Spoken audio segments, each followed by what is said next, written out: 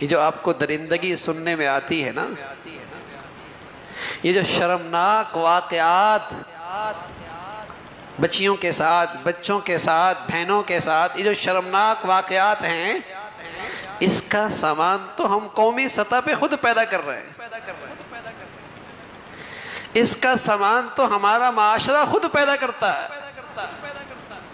تعلیم سے لے کر ہر طرف جب اسلام کے یہ اخلاقی تعلیمات کو پامال کیا جائے گا، پھر یہ نتیجہ ہوگا۔ جن کے پاس دولت ہوتی ہے نا، وہ اپنے ان شرمناک واقعات کو دولت کے پردے میں چھپا لیتے ہیں۔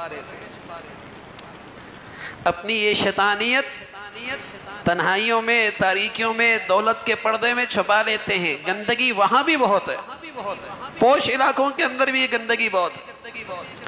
اور جس کے پاس دولت نہیں ہوتی، دنیا پھر ان کے شرمناک واقعات سنتی ہے۔ وہ پھر سڑکوں پہ، روڈوں پہ، بازاروں پہ اغوا ہیں، یہ ساری نتیجے ہیں جن کے پاس دولت نہیں۔ اور جن کے پاس دولت ہے، وہ دولت کے پردے میں ہر گندگی کر رہے ہیں، اور معاشرے میں وہ شریف بھی ہے، وہ شرفاء میں بھی شامل ہے۔ لیکن یہ انحطاط، یہ اخلاقی زوال، میں عرض کر رہا ہوں، ہمارے معاشرے میں بڑھتا چلا جا رہا۔ اسلامی تربیت، شرم و حیا کی تعلیم، ایمانی فضا، اخلاقی ذہن سازی، یہ ماحول ہی ختم کر دیا، یہ فضا ہی ختم ہو گئی۔ اسلام نے تو تعلیم دی تھی، قُلْ لِلْمُؤْمِنِينَ يَغُضُّوا مِنْ أَبْصَارِهِمْ وَيَحْفَظُوا فُرُوجَهُمْ، کہ مرد کے اندر سے یہ شیطانیت، مرد اپنی ان شرمناک حرکات سے محفوظ رہ سکتا ہے، اسے پہلا قدم اٹھانا ہوگا، اپنی نظروں کی حفاظت کرے۔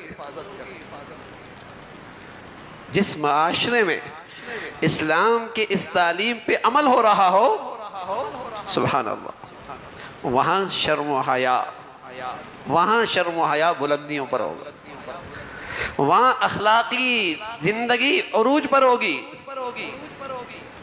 نظریں جھکا کے رکھ۔ اگلا قرآن کیا کہہ رہا ہے؟ وَيَحْفَظُوا فُرُوجَهُمْ، ان آنکھوں کو تم نے آزاد چھوڑ دیا۔ مخلوط نظام تعلیم، بدقسمتی ہے، کہنے میں وہ ٹیچر ہے لیکن اس کی ماتحت بچیاں اس کی درندگی سے محفوظ نہیں ہیں۔ بظاہر وہ استاد ہے، اس کی درندگی سے بچیاں، بیٹیاں محفوظ نہیں ہیں۔ تو اسلام نے کیا کہا ہے؟ نظروں کی حفاظت، مرد عورت کا دونوں کا دائرہ کار الگ الگ۔ لیکن ہم تو شرم و حیا کو ترقی کے راستے میں رکاوٹ سمجھنے لگے۔ ہم نے تو روشن خیالی کا ایجنڈا پورا کرنا ہے۔ مغرب آج کہہ رہا کہ ہمارے ہاں یہ بے آبرو کرنے کے جو واقعات ہیں، اس کا بڑا سبب بے لباسی اور عریانی ہے، بے لباسی اور بے حجابی ہے۔ لیکن ہمارا معاشرہ اس گندگی کی طرف دوڑ نکلا ہے، پھر یہ گندگیاں بھی سامنے کہ شرم و حیا یہ محفوظ رہ سکتا ہے۔ تمہارا معاشرہ اور سوسائٹی ان درندگیوں سے، اس شیطانیت سے محفوظ رہ سکتا ہے۔ اسلام کی ہدایات پہ عمل، اس کے مطابق اپنے بچے بچیوں کی ذہن سازی، ویسی فضا اگر یہ قومی سطح پہ ہو جائے، ہر ایک چیختا ہے، چلاتا ہے، مذمت کرتا ہے۔ ہم چیخیں چلائیں تو سمجھ میں آتا ہے جن کے پاس اقتدار ہے، جن کے پاس اختیارات ہیں، جو قومی سطح پہ شرم و حیا کی فضا بنا سکتے ہیں، وہ بھی بس دو چند بیانوں کے بعد پھر اسی حال پہ ہمارا معاشرہ۔ ذرائع ابلاغ کس گندگی کی طرف چل نکلے ہیں، قومی سطح پہ بے حیائی کو کیسے فروغ دیا جا رہا ہے۔ قُلْ لِلْمُؤْمِنِينَ يَغُضُّوا مِنْ أَبْصَارِهِمْ وَيَحْفَظُوا فُرُوجَهُمْ۔ حالانکہ حالانکہ قرآن میں جب نماز کی بات تو صرف مردوں سے کہا، اقیموا الصلاۃ، مردوں سے کہا۔ زکوٰۃ کی بات تو مردوں سے کہا آتوا الزکاۃ. روزے کی بات کتب علیکم الصیام، مردوں سے کہا. الفاظ ایسے کیے جیسے مردوں کو خطاب ہے، عورتیں اس میں داخل ہیں. لیکن جہاں اس معاشرے کی پاکیزگی کی بات آئی، جہاں معاشرے کی پاکیزگی اور طہارت کی بات آئی، جہاں معاشرے کی عفت اور پاک دامنی کی بات آئی، جہاں معاشرے کے شرم و حیا کی بات آئی، اس لیے کہ رسول اللہ صلی اللہ علیہ وسلم فرمایا کرتے تھے یہ ساری نبیوں کی تعلیم کا حصہ ہے. اذا فاتک الحیاء فافعل ما شئت، جب حیا نہ ہوگا تو وہ کچھ بھی کر سکتا، یعنی اس کی درندگی سے کچھ بعید نہیں. اگر شرم و حیا کسی معاشرے سے ختم ہو جائے تو وہاں کچھ بھی درندگی ہو سکتی ہے. معصوم بچہ ہو، معصوم بچی ہو، خونی رشتہ ہو، اس کی درندگی سے کچھ بھی ہو سکتا ہے. حیا جو چلا گیا، اور سارے پیغمبروں کی یہ تعلیم رہی ہے اذا فاتک الحیاء فافعل ما شئت، جب حیا نہ رہے کچھ بھی ہو سکتا. بڑی سے بڑی درندگی اس سے صادر ہو سکتی. تو نماز کی بات آئی، زکوٰۃ کی بات آئی، روزے کی بات آئی، خطاب مردوں کو. لیکن جب معاشرے کی شرم و حیا کی بات آئی، میں عرض کر رہا ہوں جس سے پورے معاشرتی تہذیبی زندگی کی عمارت کھڑی ہوتی ہے، تو وہاں کیا کہا؟ قل للمؤمنین یغضوا من ابصارهم ویحفظوا فروجهم، ایمان والو اپنی نظروں کو جھکاؤ، تم شرمگاہ کے لحاظ سے محفوظ رہو گے. لیکن علیحدہ عورتوں سے کہا وَقُلْ لِلْمُؤْمِنَاتِ يَغْضُضْنَ مِنْ أَبْصَارِهِنَّ وَيَحْفَظْنَ فُرُوجَهُنَّ، اے ایمان والیو تم بھی اپنی نظریں جھکا کے رکھنا، اس سے تمہاری شرم و حیا بھی محفوظ رہے. دونوں کو ذمہ دار بنایا ہے. سوسائٹی کے دونوں افراد کو، معاشرے کے دونوں افراد پر ذمہ داری ڈالی ہے.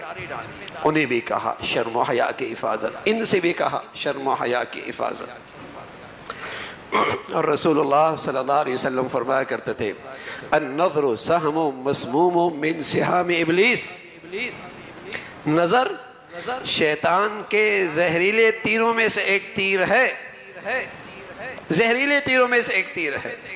جیسے زہریلے تیر سے لگنے سے جان چلی جاتی ہے، ایسی بد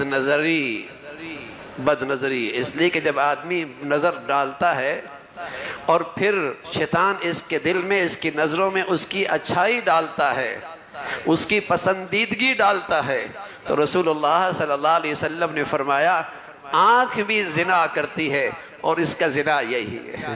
آنکھ بھی زنا کرتی ہے اور اس کا زنا یہی ہے. تو جب اس نظر سے دیکھ رہا ہے تو رسول اللہ صلی اللہ علیہ وسلم نے فرمایا النظر مسموم من سہام ابلیس، یہ تو زہر آلودہ تیر کی طرح ہے. جیسے زہر آلودہ تیر سے جان چلی جاتی ہے، اس کے ساری ایمانی نور چلا جائے اور پھر اندر سے وہ درندگی، شیطانیت، اور پھر اس سے کچھ بھی ہو سکتا ہے. تو میرے عزیزو، یہ جو حالات آ رہے ہیں، یہ جو اخلاقی پستی ہے، اخلاقی طور پہ انحطاط ہے، قومی سطح پہ سوچنے کی ضرورت ہے کہ رسول اللہ صلی اللہ علیہ وسلم نے اس کے سد باب کے لیے، ہمارے دین نے اس کے راہ روکنے کے لیے، اخلاقی بلندی کے لیے کیا تعلیمات دی ہیں. اور ہمارا معاشرہ اور ہماری سوسائٹی اگر اسی طرح اس پستی کی طرف چلتی چلی جائے تو جو اس مشرقی معاشرے کی اور اسلامی مشرق کی جو خصوصیات تھی کہ باپ اپنے بیٹے سے محبت کرتا تھا، بیٹا اپنے باپ سے محبت کرتا تھا، اور بیٹے کے باپ کے دل کے اندر بیٹے کے لیے جو ایک شفقت تھی، اور ازواجی زندگی میں جو ایک وفاداری تھی، اور جو ماتحتوں کے اندر جو ایک امانت داری تھی، اور آپس کے رشتوں میں جو مضبوط استحکام تھا، یہ سب ٹوٹ پھوٹ کا شکار ہو جائے. یہ سب ٹوٹ پھوٹ کا شکار ہو جائے. اس لیے کہ سارے معاشرتی استحکام کی بنیاد شرم و حیا پر ہے، حیا پر ہے. اس لیے رسول اللہ صلی اللہ علیہ وسلم فرمایا کرتے تھے میری امت کے اخلاق میں سب سے نمایاں خوبی ہر امت کی کوئی اخلاقی نمایاں خوبی ہوتی ہے. میری امت کی نمایاں خوبی وہ حیا ہے، وہ شرم و حیا ہے، اور اسی پر مسلمانوں کا یہ پورا معاشرہ کھڑا ہوتا ہے. اگر یہ نکال دیا جائے تو پھر یہ درندگی کے واقعات بڑھتے چلے جائیں گے. تو میرے عزیزو، برسر اقتدار طبقے سے تو ہم امید ہی لگا سکتے ہیں، لیکن ہر مسلمان اپنے دائرہ اختیار میں حاکم ہے، ذمہ دار ہے، اپنی چار دیواری میں ایک ذمہ دار شخصیت ہے، اور ایک بڑا ہے، اس کے ماتحت موجود ہیں، باپ ہے، اس کی اولاد موجود ہے، ماں ہے، اس کی بیٹیاں موجود ہیں. ادارے کا ذمہ دار ہے، وہ اس کا جسے کہیں کہ مسئول ہے، اس کی ذمہ داری بنتی ہے کہ اپنے دائرہ کار کے اندر وہ شرم و حیا کو فروغ دے اور حیا والی زندگی کو اس کی حوصلہ افزائی کرے. اگر دیا سے دیا جلے گا، اللہ کی ذات سے امید ہے شرم و حیا کا یہ چراغ روشن ہوتا چلا جائے گا، اور اسی میں ہمارے معاشرے کی اور ہماری تہذیب کی اور ہمارے رشتوں کا اسی میں تحفظ ہے. اللہ رب العزت عمل کی توفیق نصیب فرمائے. وآخر دعوانا ان الحمدللہ رب العالمین.